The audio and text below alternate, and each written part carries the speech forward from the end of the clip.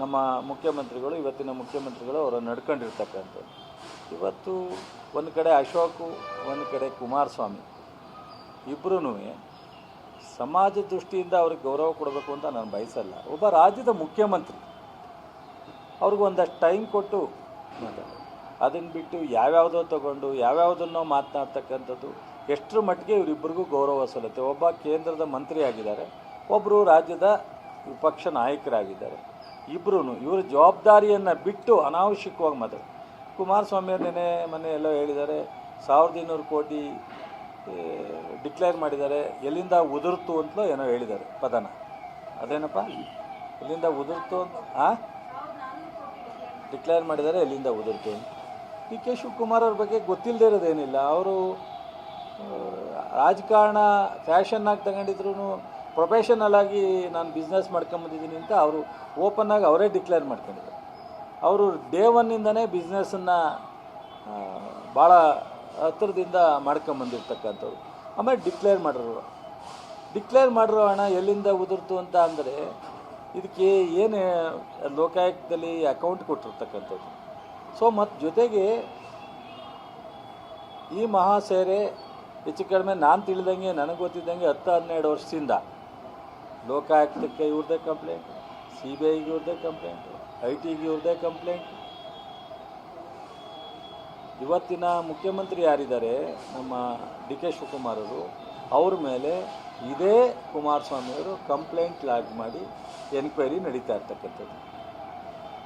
ಇವತ್ತು ಇಷ್ಟೆಲ್ಲ ಎನ್ಕ್ವೈರಿ ನಡೀಲಿಕ್ಕೆ ಮೂಲತಃ ಇವರೇ ಅನ್ನೋದು ನಮಗಷ್ಟೇ ಅಲ್ಲ, ನಮ್ಮ ರಾಜ್ಯದ ಎಲ್ರಿಗೂ ಗೊತ್ತಿರೋ ವಿಚಾರ. ಡಿ ಕೆ ಶಿವಕುಮಾರ್ ಅವ್ರ ಮೇಲೆ ಈ ಎಲ್ಲ ತನಿಖೆ ಸಂಸ್ಥೆಗಳು ತನಿಖೆ ಮಾಡ್ತಾ ಇರ್ತಕ್ಕಂಥದ್ದು ಮೂಲ ಇವರಿಂದನೇ ಪ್ರಾರಂಭ ಆಗಿರೋದು ಅನ್ನೋದು ಎಲ್ರಿಗೂ ಗೊತ್ತಿರ್ತಕ್ಕಂಥ ವಿಚಾರ. ಒಂದು ಕಡೆ ಡೆಲ್ಲಿನಲ್ಲಿ ಒಂದು ಸಲ ಆಮಂತ್ರಣ ಕೊಟ್ಟಾಗ ಅವ್ರು ಅಕ್ಸೆಪ್ಟ್ ಮಾಡಿದರು. ನಾನು ಎದುರುಗಡೆ ಚರ್ಚೆ ಮಾಡಲಿಕ್ಕೆ ಎಲ್ಲ ವಿಚಾರವನ್ನು ಡಿ ಕೆ ಶಿವಕುಮಾರ್ ಅವರು ತಯಾರಿದ್ರು. ಆವಾಗ ಆಬ್ಸೆಂಟ್ ಆದವರು ಇವರೇನು. ಸೊ ನಾವ್ಯಾರು ಅಥವಾ ನಮ್ಮ ಡಿ ಕೆ ಶಿವಕುಮಾರ್ ಏನೇನು ಆಬ್ಸೆಂಟ್ ಆಗಿರಲಿಲ್ಲ, ರೆಡಿ ಇದ್ದರು ಇವರ ಆಮಂತ್ರಣಕ್ಕೆ. ಸೊ ಅವ್ರು ರೆಡಿ ಇದ್ದರು ಚರ್ಚೆ ಮಾಡಲಿಕ್ಕೆ. ತಪ್ಪಿಸ್ಕೊಂಡಾರೆ ಯಾರು? ಇವರು. ಮತ್ತೆ ಮಾತಾಡೋದ್ರಲ್ಲಿ ಏನು ಅರ್ಥ ಇದೆ? ಮತ್ತು ಕಂಪ್ಲೇಂಟ್ ಇವ್ರದ್ದೇ.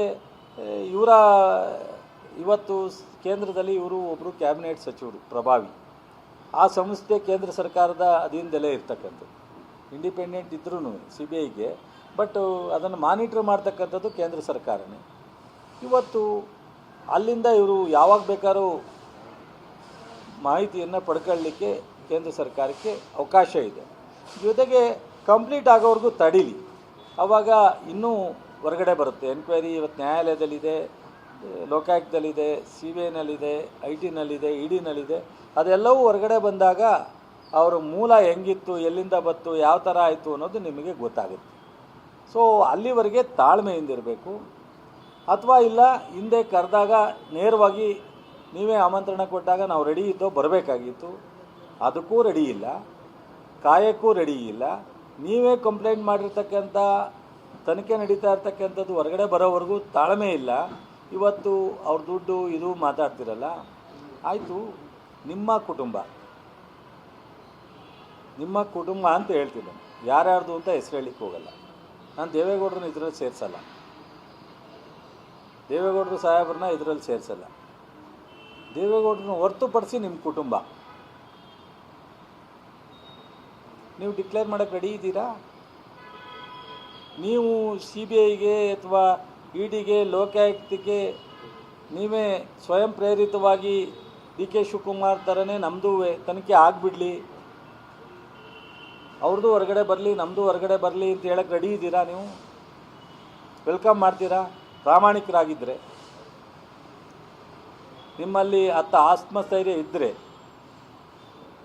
ನಿಮ್ಮಲ್ಲಿ ವ್ಯವಸ್ಥೆ ಬಗ್ಗೆ ನಂಬಿಕೆ ಇದ್ದರೆ, ನೀವೇ ಸ್ವಯಂ ಪ್ರೇರಿತವಾಗಿ ನಿಮ್ಮನ್ನು ಈ ತನಿಖೆಗೆ ಒಳಪಡಿಸ್ಕೊಳ್ಳಿ. ಸೊ ನಿಮ್ಮ ಕುಟುಂಬದಲ್ಲಿ ಎಷ್ಟು ಆಸ್ತಿ ಇದೆ, ಇವತ್ತು ಯಾವ ಥರ ಆಸ್ತಿ ಬಂತು, ಅವತ್ತು ಏನು ನಿಮ್ಮ ಬಿಸ್ನೆಸ್ ಮಾಡ್ತಿದ್ರಿ, ಯಾವ್ಯಾವ ಬಿಸ್ನೆಸ್ಸಲ್ಲಿ ನಿಮಗೆ ಶೇಖರಣೆ ಆಯಿತು, ನೀವು ಫಿಲಮ್ ಬಾಕ್ಸ್ ಮಾಡ್ತಿದ್ರೋ ಅಥವಾ ಇನ್ನೊಂದು ಯಾವುದೋ ಮಾಡ್ತಿದ್ರೋ ನಮಗೆ ಗೊತ್ತಿಲ್ಲ ಸಂಪೂರ್ಣವಾಗಿ. ಇಲ್ಲ, ನೀವು ತೊಡಗಿಸ್ಕೊಳ್ಳಿ, ಅದಕ್ಕಾದ್ರೂ ನಾವು ಜನ ನೋಡಿ ಅಪ್ರಿಷಿಯೇಟ್ ಮಾಡ್ತೀವಿ. ಇಲ್ಲ ಅಂದರೆ ಅಶೋಕು, ನಾನು ಇದನ್ನು